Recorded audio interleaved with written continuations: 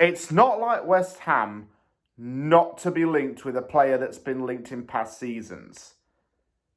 I am telling you now, Milenkovic and Nesri Dia are going to be linked again this transfer window. And that's only 3.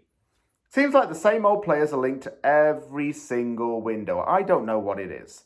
Is it just journalists trying to make a quick buck? I'm not sure. I could give a lot of different reasons as to why I think this. One player has been mentioned lately, and it's someone West Ham was attempting to sign in January.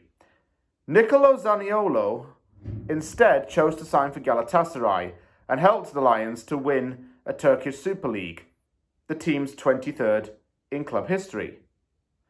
He's now linked with a move back to somewhere else in Europe, having scored 5 goals in 10 games for Galatasaray and being a very impactful player in Turkey.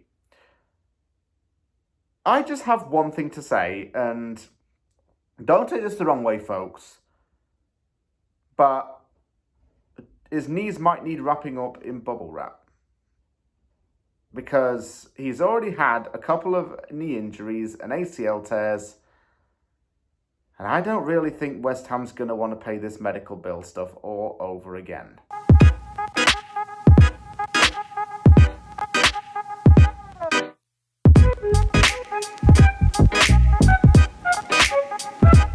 It is such a West Ham thing to really want to sign someone who's got knees made out of the same consistency as a chocolate brownie. It really is. We're obsessed with these injury-prone players, man.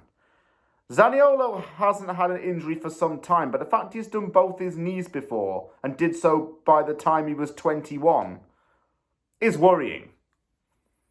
I don't want to slag him off too much, and this is not the type of channel where I really, shall we say, tear players up for nothing.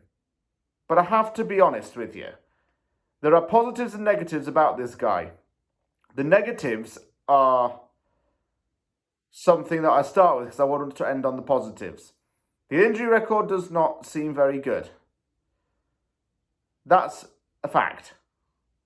The main positives about him are his style of play. He's 6'3" tall and is a very tall, versatile and fast attacking midfielder. He can operate as attacking midfielder, box to box, and as a deep line playmaker. 3 very useful things that are going to be needed in a possession team and even on the counter-attack. If West Ham trying to move away from possession-based football, it means you probably won't see him holding the ball up too much. He has an attacking threat, a striking ability, can play as a second striker, and is very well-rounded. He's young, he turns 24 next month. I think he's going to look to try and get a move back to another team in Europe, maybe even Italy at this rate. He left Roma having scored 13 goals in 84 games and working under the guidance of Jose Mourinho. He went to Galatasaray and became the club's highest paid player. Having scored 5 goals in 10 games, he helped Galatasaray to win a league title. Winning a league title is something that he's managed to tick off his list. And while he was at Galatasaray, he was able to play with a lot of players who have also played in major European leagues. He was playing with players such as Mauro Icardi, who has played in Italy before. Juan Mata, who has played in England, obviously we know. He's played with Dries Mertens, who has played in Serie A as well. A lot of these players who he's actually played against before, to a greater or lesser extent, and even seen playing when he was a kid. And he's seeing them right now as teammates. He's had a really good time in Galatasaray, actually. His time in Istanbul's been short so far, but it's been very well informed. It's not been the type of league where it's been easy for him. I'm sure it hasn't been easy. He's had to help Galatasaray maintain its lead at the top of the table, and it has done so. Hence why it won, obviously.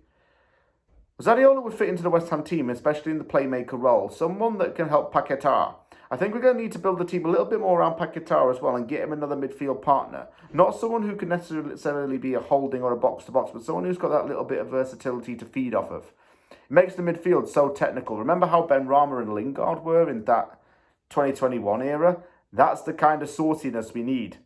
You know, we could have all sorts of sauce. We could have ragu. We could have carbonara or Alfredo sauce with Zaniolo. And he'd form a good bond with Emerson, Ogbonna and Scamacca. They'd be the Italian quadruplets. Just as we have a French group at the club, we'd have an Italian group. And Zaniolo also plays for the Italy national team. He hasn't done for quite some time, though, due to injury problems and just not getting called up enough. I think that West Ham should give the guy a second chance, but maybe focus on a little bit more physiotherapy and training to avoid any long-term injuries. I like the player, but if he gets injured and goes down too often, that's when we're going to be starting the same old rhetoric of West Ham only like to sign injured players. I mean, look at Andy Carroll, Dean Ashton, blah, blah, blah. I want to avoid that. So hopefully if he stays injury-free, West Ham may not be cursed after all.